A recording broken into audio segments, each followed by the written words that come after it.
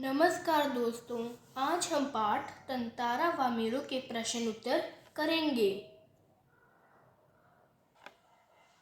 मौखिक प्रश्न। निम्नलिखित प्रश्नों के उत्तर एक या दो पंक्तियों में दीजिए। पहला, तंतारा वामीरो देश के किस भाग की कथा है? उत्तर, तंतारा वामीरो कथा अंडमान निकोबार द्वीप समूह के एक छोटे से द्वीप कार निकोबार में प्रचलित लोक कथा है। दूसरा, वामीरो अपना गाना क्यों भूल गई? क्योंकि एक अजनबी युवक तंतारा उसे निःशब्द ताक रहा था। इसी हड़बड़ाहट में वामीरो गाना भूल गई। तीसरा, तंतारा ने वामीरो से क्या याचना की? उत्तर, तंतारा ने वामीरो से केवल अपना नाम भर बता देने और अगले दिन फिर वहां आने की याचना की। चौथा, तंतारा और वामीरो के गांव के लोगों की क्या रीति थी? उत्तर, तंतारा और वामीरो के गांव के लोग एक दूसरे के गांव में वैवाहिक संबंध नहीं जोड़ते थे। पांचवा, क्रोध में तंतारा ने क्या किया? उत्तर, क्रोध में तंतारा ने अपनी लकड़ी की तलवार को शक्ति भर धरती में घोंप दिया और ताकत से उसे खींचने लगा। अब हम लिखित प्रश्न करेंगे। प्रश्न 1, निम्नलिखित प्रश्नों के उत्तर 25 से 30 शब्दों में लिखिए। क, तंतारा की तलवार के बारे में लोगों का क्या मत था? उत्तर, तंतारा की तलवार के बारे में लोगों का यह मत था कि लकड़ी की होने के बावजूद उस तलवार में अद्भुत दैवीय शक्ति थी। यह तलवार एक विलक्षण रहस्य थी। लोग मानते थे कि तंतारा के चर्चित साहसिक कारनामों के कारण तलवार में अद्भुत शक्ति थी। ख, वामीरो ने तंतारा को बेरुखी से क्या जवाब दिया? उत्तर, वामीरो ने तंतारा को बेरुखी से यह उत्तर दिया कि पहले वह बताए कि वह कौन है और इस तरह उसे घूरने तथा असंगत प्रश्न पूछने का क्या कारण है। अपने गांव के अलावा किसी और गांव के युवक के प्रश्नों का उत्तर देने को वह बाध्य नहीं है। ग, तंतारा वामीरो की त्यागमयी मृत्यु से निकोबार में क्या परिवर्तन आया? उत्तर, तंतारा वामीरो की त्यागमयी मृत्यु की घटना के बाद से निकोबारी दूसरे गांवों में भी आपसी वैवाहिक संबंध करने लगे। उनकी यह प्रेम कथा घर घर में सुनाई जाती है। उनकी मृत्यु इसी सुखद परिवर्तन के लिए थी। घ, निकोबार के लोग तंतारा को क्यों पसंद करते थे? उत्तर, क्योंकि तंतारा एक नेक और मददगार व्यक्ति था। वह सदैव दूसरों की सहायता के लिए तत्पर रहता था। वह अपने गांव वालों की ही नहीं अपितु पूरे द्वीप वासियों की सेवा करना अपना परम कर्तव्य समझता था। जब भी मुसीबत में लोग उसे याद करते, वह तुरंत वहां पहुंच जाता था। पांचवा, कार निकोबार के टुकड़े होने पर क्या सुखद परिवर्तन आया? कार निकोबार के टुकड़े होने पर वहां के लोगों के बीच मौजूद जड़े जमा चुका आपसी विद्वेष सदा के लिए समाप्त हो गया और तंतारा वामीरो के आत्म बलिदान के बाद लोग एक दूसरे के गांवों में वैवाहिक संबंध स्थापित करने लगे। प्रश्न 2, निम्नलिखित प्रश्नों के उत्तर 50 से 60 शब्दों में लिखिए। क, निकोबार द्वीप समूह के विभक्त होने के बारे में निकोबारियों का क्या विश्वास है? उत्तर, निकोबार द्वीप समूह के विभक्त होने के बारे में निकोबारियों का विश्वास है कि प्राचीन काल में ये दोनों द्वीप एक ही थे।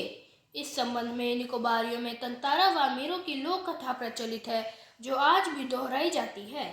कथा के अनुसार दोनों एक दूसरे से बहुत प्रेम करते थे, परंतु स्थानीय गांवों की परंपरा के कारण और आपसी विद्वेष के चलते वे दोनों एक न हो सके, जिसके कारण तंतारा ने अपनी दैवीय शक्ति वाली तलवार से द्वीप के 2 टुकड़े कर दिए और वामीरो के साथ अपने प्राणों की आहुति दे दी। ख, तंतारा खूब परिश्रम करने के बाद कहाँ गया? वहाँ के प्राकृतिक सौंदर्य का वर्णन अपने शब्दों में कीजिए। उत्तर: एक शाम अथवा परिश्रम करने के बाद तंतारा समुद्र किनारे टहलने गया। वहाँ समुद्र के क्षितिज पर सूर्यास्त के समय की रूपहली किरणें पड़ रही थी तथा ठंडी समुद्री हवा बह रही थी। शाम को अपने अपने घोंसले में लौट रहे पक्षियों की चहचहाहटें धीरे धीरे कम होती जा रही थी। समुद्री बालू पर बैठा तंतारा सूरज की अंतिम रंग बिरंगी किरणों को सागर जल पर निहार रहा था। बीच बीच में लहरें अपने प्रबल वेग से उठकर आ रही थी, जिससे शाम के शांत वातावरण में किसी तंद्रा के भंग होने जैसा आभास होता था। वामिरो से मिलने के बाद तंतारा के जीवन में क्या परिवर्तन आया? उत्तर: वामिरो से मिलने के बाद तंतारा अपनी सुध बुध खो बैठा था। वह उसके अप्रतिम सौंदर्य के जादू में आकंठ डुबाकर उस पर सम्मोहित था। वामिरो से मिलने की प्रतीक्षा तंतारा के लिए मानो पूरे जीवन की अकेली प्रतीक्षा थी। उसके गंभीर और शांत जीवन में पहली बार ऐसा हुआ था। वह अपने अंदर आए इस परिवर्तन से अचंभित भी था और साथ ही रोमांचित भी। उसके भीतर वामिरो के प्रति एक समर्पण का भाव जन्म ले चुका था। तंतारा का मन अब किसी कार्य में नहीं लगता था और उसकी व्याकुल आंखें केवल वामिरो को ही ढूंढती थी। प्राचीन काल में मनोरंजन और शक्ति प्रदर्शन के लिए किस प्रकार के आयोजन किए जाते थे? उत्तर: प्राचीन काल में मनोरंजन और शक्ति प्रदर्शन के लिए मेलों, ढोलों, पशु पर्वों व मल्ल युद्धों का आयोजन किया जाता था। पशु पर्वों में हुष्ट पुष्ट पशुओं के प्रदर्शन के अलावा पशुओं से युवकों की शक्ति परीक्षा की प्रतियोगिता इत्यादि होती थी। इनमें नाच गाने और संगीत के साथ भोजन की व्यवस्था भी होती थी। मल्ल युद्धों में कुश्ती वगैरह का आयोजन हुआ करता था, जिसमें विभिन्न व्यक्ति अपनी शक्ति और मल्ल युद्ध कौशल का प्रदर्शन करते थे।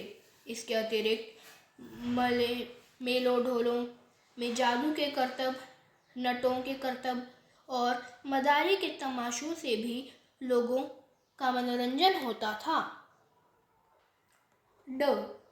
रूढ़ियाँ जब बंधन बनबोझ बनने लगे तब उनका टूट जाना ही अच्छा है। क्यों? स्पष्ट कीजिए। उत्तर: रूढ़ियाँ जब बंधन बनबोझ बनने लगे तब उनका टूट जाना ही अच्छा होता है, क्योंकि ये मानवीय मूल्यों और समाज को एक सीमा में बांध कर रख देती हैं। एक घिसी पिटी लकीर को अथवा किसी अनुचित सीमा को तोड़ देने से ही समाज में तरक्की संभव है। हालांकि समाज में कुछ सर्वमान्य मर्यादाओं का पालन अवश्य होना चाहिए, जिससे उसे सही दिशा मिल सके। हमारे समाज की अनेक रूढ़ियाँ अथवा कुरीतियाँ बंधन बनकर हमारे चहुमुखी विकास में बाधा बनती आई हैं। ये बाधाएं मनुष्य पर मानसिक और अक्सर भौतिक रूप से भी अपना भार डाले रहती हैं।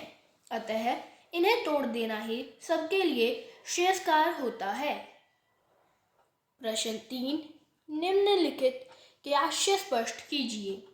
जब कोई राह न सूझी तो क्रोध का शमन करने के लिए उसमें शक्ति भर उसे धरती में घोंप दिया और ताकत से उसे खींचने लगा। आशय: प्रस्तुत पंक्तियों में तंतारा को वामिरो के प्राप्त न होने पर उसके क्रोध का वर्णन किया गया है। जब गांव के लोगों ने तंतारा और वामिरो के प्रेम को विवाह बंधन में बांधने से इनकार कर दिया, तब वामिरो को न पा सकने के क्रोध में तंतारा ने अपने मन के क्रोध को शांत करने के लिए अपनी शारीरिक शक्ति से कमर पर बंधी तलवार को धरती में घोंपकर अपनी ताकत से धरती के 2 टुकड़ों कर दिए। धरती को 2 टुकड़ों में बांट दिया। वही टुकड़े आज कार निकोबार और लिटिल अंडमान है।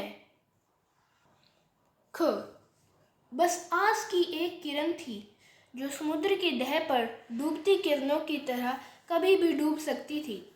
आशय: यह लेखक तंतारा की मनस्थिति का वर्णन करते हुए बताता है कि वह किस प्रकार से विचलित मन से वामिरो के आने की आस में प्रतीक्षा कर रहा है। प्रतीक्षा का एक एक पल उसके लिए पहाड़ के समान था। उसके मन में आशंका थी कि कहीं वामिरो न आई तो। यहाँ लेखक उसकी आशा की तुलना समुद्र के जल पर पड़ रही डूबते सूर्य की किरणों से करता है, जो सूर्यास्त होने के साथ ही समाप्त हो सकता है। इसी आस की किरण के लिए तंतारा समुद्र तट पर वामीरों के आने की आस में प्रतीक्षा कर रहा था। इसी आस के सहारे वह बार बार वामीरों के गांव लपाटी के रास्ते पर नजरें दौड़ाता है। समुद्र की दह से लेखक का आशय समुद्र की अथाह जल राशि से है, जिस पर डूबते हुए सूरज की किरणें पड़ रही थी। धन्यवाद दोस्तों।